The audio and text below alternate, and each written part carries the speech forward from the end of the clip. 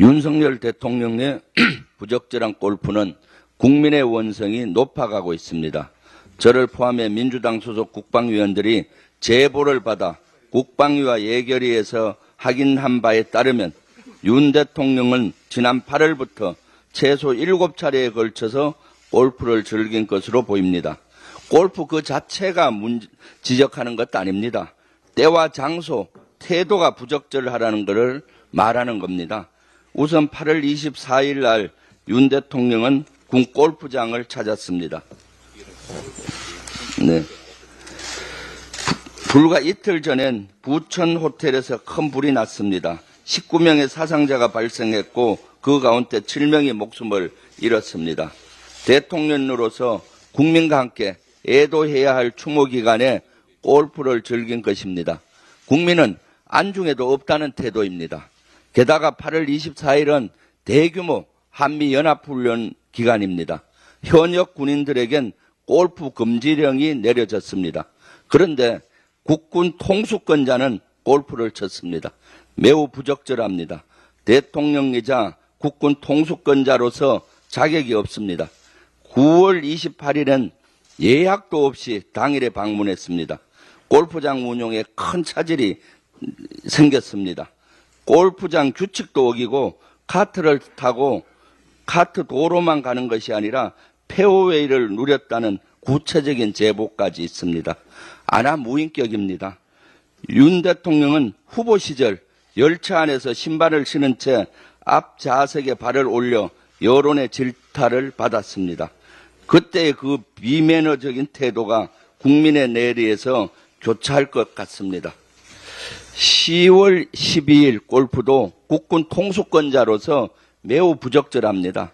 하루 전인 11일 북한은 평양 상공에 한국 무인기가 침투했다고 주장했습니다. 이로 인해 한반도의 군사적인 긴장은 최고조로 올랐습니다. 그래서 군에서는 대비태세를 유지하고 또 골프 자제령을 내려줬습니다. 11월 2일과 9일 골프에서는 국민과 국회에 대한 윤 대통령의 자세를 짐작할 수 있습니다. 불과 이틀 전인 10월 31일 공천 개입 정황이 담긴 대통령의 육성이 공개되며 국민적 분노가 본격적으로 치솟았습니다.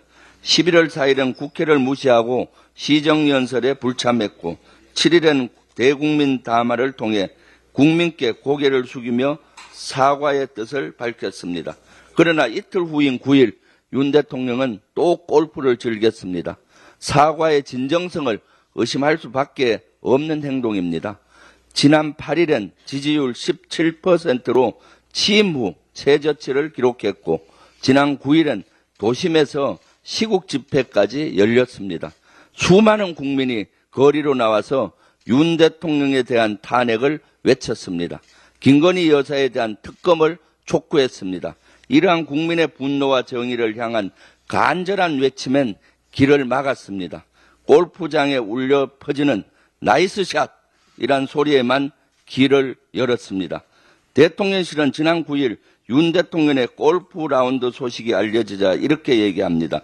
트럼프 당선인과의 골프 외교를 위해 8년 만에 골프채를 잡았다. 명백한 거짓말입니다. 그러니까 또 별명을 미국 대통령은 매주 하는데 뭐 우리 대통령은 몇 번 치는 게 뭔 문제냐. 미국 대통령은 워터게이트 때 거짓말로 하야했습니다.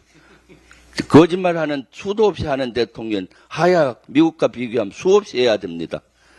윤석열 정권은 이 와중에도 반성하기는커녕 제보자 색출의 혈안입니다.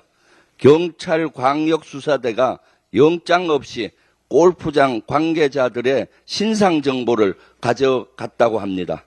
민간인 사찰 아닙니까?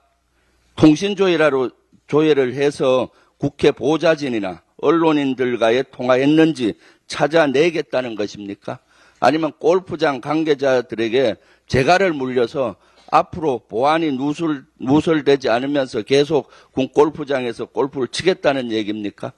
수사권으로 국민 위에 군림하겠다는 것으로 보입니다. 반복된 거짓말로 국민의 신뢰를 잃은 지도자는 그 자리 또한 잃게 될 것입니다. 이상입니다.